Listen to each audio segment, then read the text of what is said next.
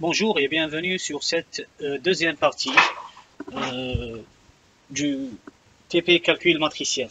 Dans cette deuxième partie, nous allons voir comment résoudre un système linéaire en utilisant Excel. Voici donc le système linéaire que nous devons résoudre. Donc la première des choses à faire, c'est d'extraire les facteurs de chaque équation pour construire la première matrice. Puis nous allons extraire les variables pour, pour construire le premier vecteur. Et après, nous prenons les valeurs plutôt de chaque deuxième partie de l'équation, donc la partie droite de l'équation, de chaque équation, pour construire un deuxième vecteur. La suite, on va le voir après. Donc pour la matrice et les vecteurs, je les avais déjà préparés auparavant. Donc, voici les éléments de la matrice, le premier vecteur et le deuxième vecteur. Bon, si vous voulez juste une petite couleur juste pour différencier tout ça, on va mettre un petit gris ici.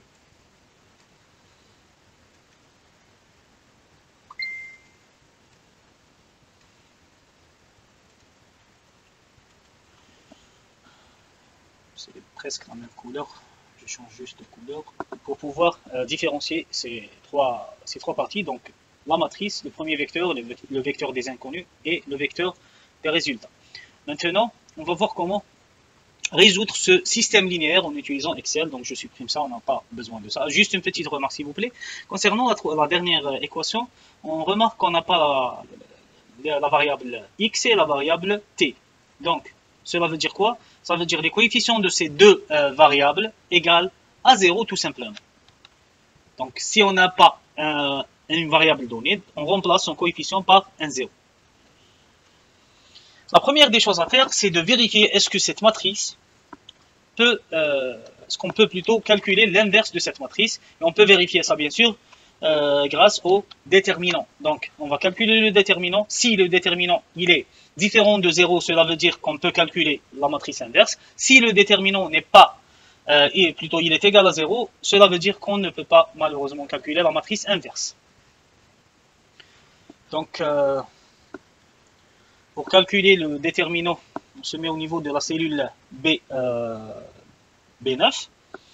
On met juste le nom des terres si vous voulez. Et là, on utilise la fonction qui nous permet de calculer le déterminant. La fonction qui nous permet de faire ça, c'est la fonction détermat, bien déterm égale déter. Je clique deux fois. Ça, c'est pour les gens qui ont une version Office en anglais, ou bien une version Excel plus exactement en anglais. Personnellement, c'est ce que j'ai. Si vous avez une version française, donc vous n'avez qu'à chercher, c'est presque la même chose, détermat. Donc la différence, c'est seulement, vous avez un plus là, c'est M-A-T et non pas M seulement. Je sélectionne la matrice pour calculer le déterminant. Je ferme la parenthèse et je valide par entrée seulement parce que c'est un calcul. En fait, ici, nous avons un scalaire et non pas une matrice.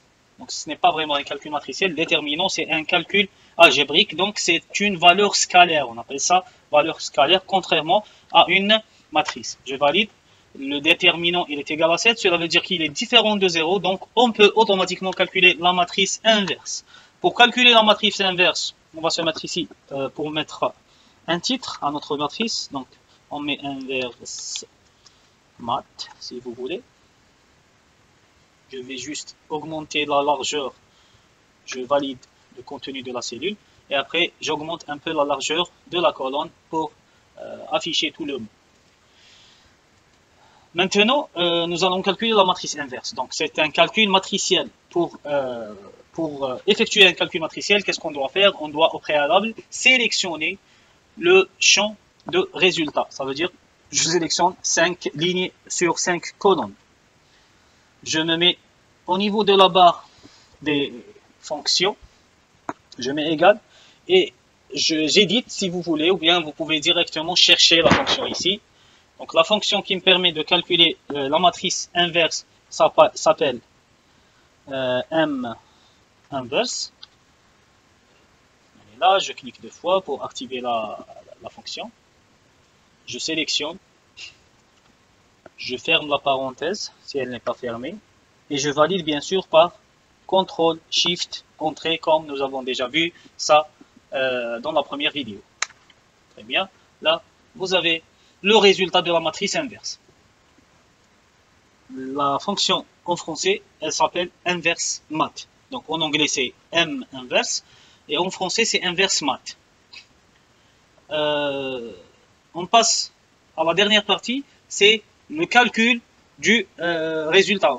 Autrement dit, comment calculer x, y, z, t et h. Donc, je vous rappelle, c'est un système linéaire. Nous avons les coefficients des fonctions de la première partie de chaque fonction. Et là, c'est les valeurs de la deuxième partie de chaque fonction. Là, nous avons calculé la matrice inverse. Donc, pour calculer les résultats de x, y, z, et t et h, nous n'avons qu'à multiplier la matrice inverse fois ce vecteur-là.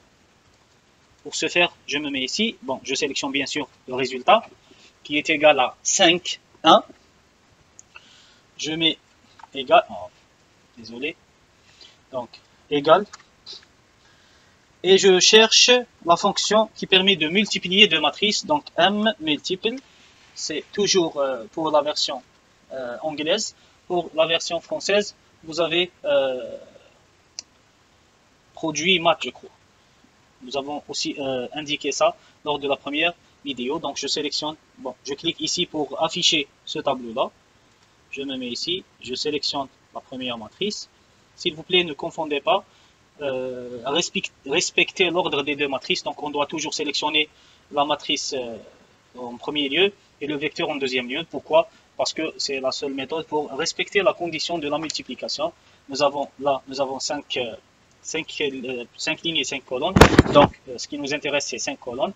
Et là, nous avons 5 lignes. Donc, on sait que pour multiplier deux matrices, on doit avoir le nombre de colonnes de la première matrice qui est égal au nombre de lignes de la deuxième matrice. Donc, je me mets ici. Je sélectionne la deuxième matrice, c'est le vecteur. Et j'appuie toujours sur CTRL, SHIFT et Entrée. Comme ça, nous avons terminé cette deuxième partie qui consiste à résoudre un système linéaire matriciel. Je vous remercie, je vous donne rendez-vous à la prochaine vidéo pour calculer, pour voir les parties qui restent dans cette série de TP L2. Merci.